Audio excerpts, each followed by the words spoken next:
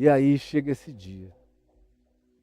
Porque não será possível que esse planeta encontre o Cordeiro de Deus que tira o pecado do mundo, depois de tudo que a gente vem fazendo na história, uns contra os outros, transformando esse planeta lindo num verdadeiro inferno.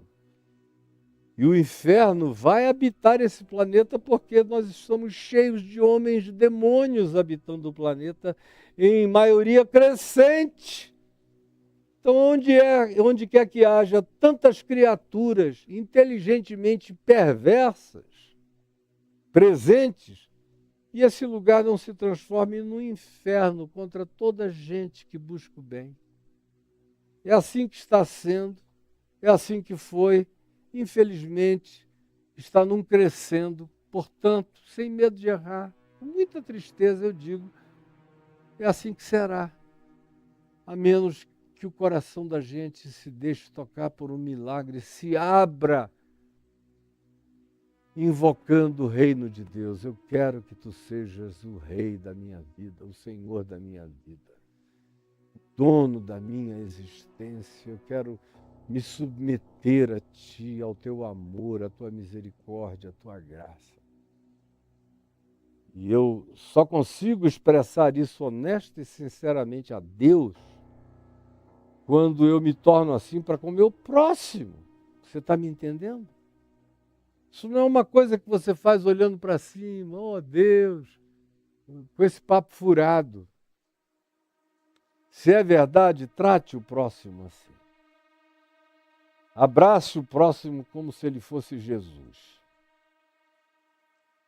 Acolha o seu próximo, não importando o seu hálito, o seu cheiro, a cor da pele, o status social, a etnia, o país ou qualquer coisa. Abrace como se fosse Cristo. Se você não ganhar esse entendimento, você já é um daqueles acerca dos quais aqui Mateus, no capítulo 25, nós vamos ter vida e saúde para chegarmos lá, se Deus quiser, quando Jesus diz, apartai-vos de mim, todos vós os que praticais a iniquidade. Apartai-vos de mim. Vão para longe de mim. Ou como ele diz aqui em Mateus 7, eu nunca vos conheci. Apesar de vocês viverem dizendo, Senhor, Senhor, fizemos milagres, profetizamos, expulsamos demônios, eu não sei quem vocês são, gente. Não sei, apartai-vos de mim, todos vós que praticais a iniquidade. Afastai-vos de mim, malditos, para o fogo eterno, que é o fogo da extinção. Porque não será possível a continuidade da vida com criaturas como você ou como aqueles aos quais você representa. Existindo em qualquer outra dimensão, não será possível. Porque a existência de vocês é antivida. Jesus disse que nenhum de nós tem que arrancar ninguém que seja assim do campo do mundo. Ninguém, por isso, tem a permissão para arrancar o joio. Ninguém. Para que, porventura, não cometa um erro, pensando que está arrancando um joio, vindo a prejudicar um trigo. Então Jesus disse, mas vai chegar a hora dos anjos. Vai chegar a hora dessas outras criaturas celestiais, dessas outras dimensões da luz, do bem, da verdade, do amor, que virão com poder e grande glória. São esses os que eu designarei para arrancar e fazer esse trabalho de limpeza na terra. De limpeza na terra. De sanitarização planetária, porque do contrário, a vida jamais será possível. E quanto mais a gente cresce em capacidade tecnológica, em poderes científicos variados, nos dando praticamente uma espécie de onipotência divina, praticada como os satanases da arrogância, uns contra os outros, em ódios e guerras e mortes para todos os lados, não será possível haver vida com a presença dessas criaturas. E o realismo da mensagem de Jesus, que é toda cheia de misericórdia, de graça, de inclusão, de aproveitem a hora, o tempo, a boa nova, tem, no entanto, esse ponto de inflexão, aonde se diz, é chegada a hora da ira do Cordeiro. Como diz Paulo, escrevendo aos Tessalonicenses, no primeiro texto cristão, escrito constante, presente no Novo Testamento, que foi a primeira epístola de Paulo aos Tessalonicenses, é o texto mais antigo aqui do seu Novo Testamento, antes dos evangelhos, antes de tudo. Veio essa carta aqui de Paulo, onde ele diz, no capítulo 1 ou no capítulo 2, no início ali, fim do capítulo 1, início do capítulo 2, quando ele diz, quando do céu se manifestar o Senhor Jesus, com os anjos do seu poder, tomando vingança contra todos os que não conhecem a Deus. Não é porque não tiveram informação, não. É porque, tendo a informação e tudo quanto dela decorre, sobre a vontade revelada de Deus como amor, não quiseram, mas fecharam o coração. É tudo semelhante ao que eu iniciei dizendo em João 8. Agora nós sabemos e cremos em ti, Jesus. O quê? Vocês creem em mim? Paulo diz, quando do céu se manifestar o Senhor Jesus com os anjos do seu poder, em chama de fogo, tomando vingança contra todos os que não conhecem a Deus, porque deliberaram não deixar o Evangelho entrar nos seus corações. E contra todos aqueles que, conhecendo a vontade de Deus, decidiram lutar contra ela. Deliberaram-se contra ela. Esses sofrerão penalidade de eterna, portanto não tem nada a ver com espaço-tempo, mas com um átimo de alguma coisa que não é espaço-temporal, mas sofrerão penalidade de eterna destruição, que será de fato a extinção absoluta do ser. Eterna destruição, banidos da face do Senhor e da glória do seu poder. Porque hoje, por pior que você seja, viva e escolha existir, você está vivendo ainda sob luz, graça, exortação, advertência, oportunidade, chance de compreensão. Agora, se você recalcitrar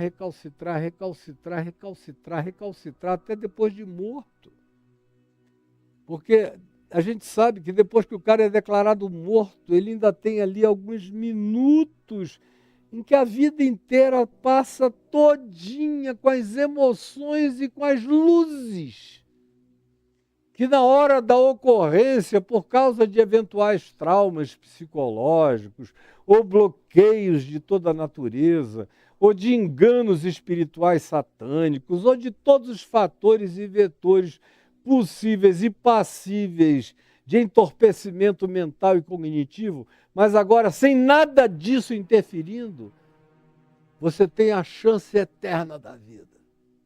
Passa tudo de novo. Mas tem gente que, mesmo livre de todo o entorpecimento que caracterizou a existência terrena deles, agora livres de tudo isso, mesmo com tal liberdade cognitiva, para enxergar tudo, para sentir tudo, para saber tudo, nesses eternos 6 minutos de vida pós-morte, o cara ainda assim endurece a cerveja.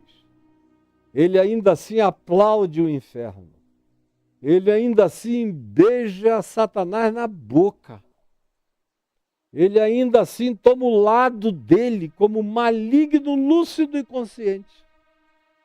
Então, o que de melhor a graça de Deus pode fazer por ele será mergulhá-lo na extinção Porque como o inferno não é medido em espaço e tempo, dentro desse juízo, quando alguém diz morreu, o que aqui do lado de fora são 6 minutos, isso é uma eternidade inteira de exposição a todas as oportunidades de verdade que você teve e não quis.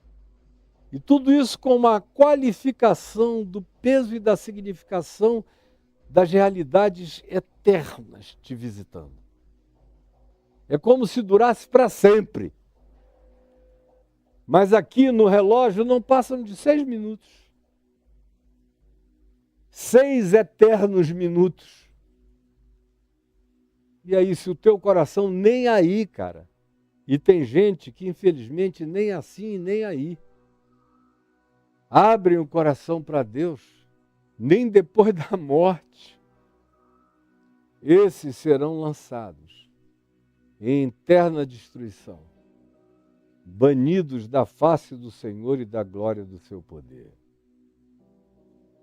Então, quando você disser, venha o teu reino, saiba que ele invoca e evoca o que há de mais lindo, sublime, divino, maravilhoso e de todas as oportunidades possíveis para qualquer pessoa, para qualquer criatura ou entidade, sem acepção, porque Deus não faz acepção de nada nem de ninguém.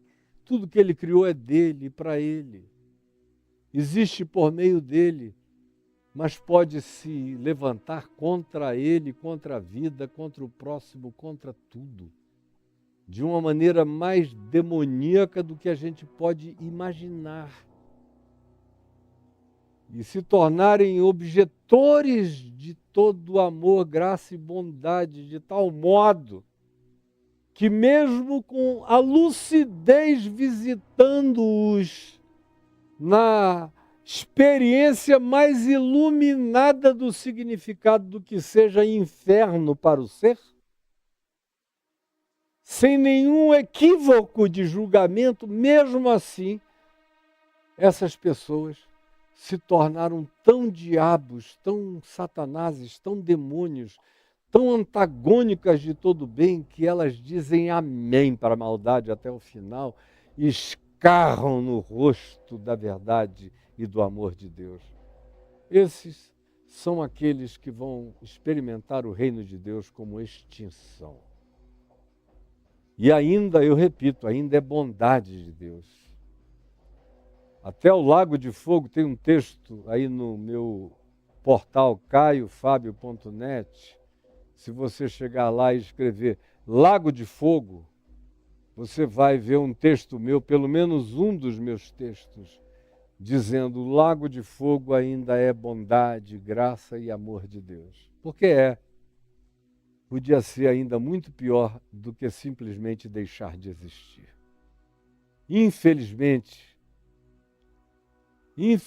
alguns não entendem isso, não querem entender de modo nenhum. E eu lamento de todo o meu coração. Me dói ter que falar isso. Quem me conhece sabe o quanto me dói ter que falar isso, mas eu estou falando. Porque essa é uma dimensão do reino que você não pode esquecer jamais. Não é para ter medo. É só para saber como não dá para brincar de viver. E não dá para brincar com a vida. E não dá para tratar a vida como se você fosse um demônio, um diabo, um satanás. Porque brincar disso transforma você nisso do que você brinca. Senhor Jesus, eu poderia estar aqui falando sozinho e pode até ser que haja alguns milhares me assistindo, mas praticamente ninguém me dando ouvidos. Porque os corações estão blindados, horríveis, tenebrosos. E eu estou falando dessa situação extrema, porém real, e que atinge os extremófilos que existem contra o teu amor e a tua graça e contra a vida.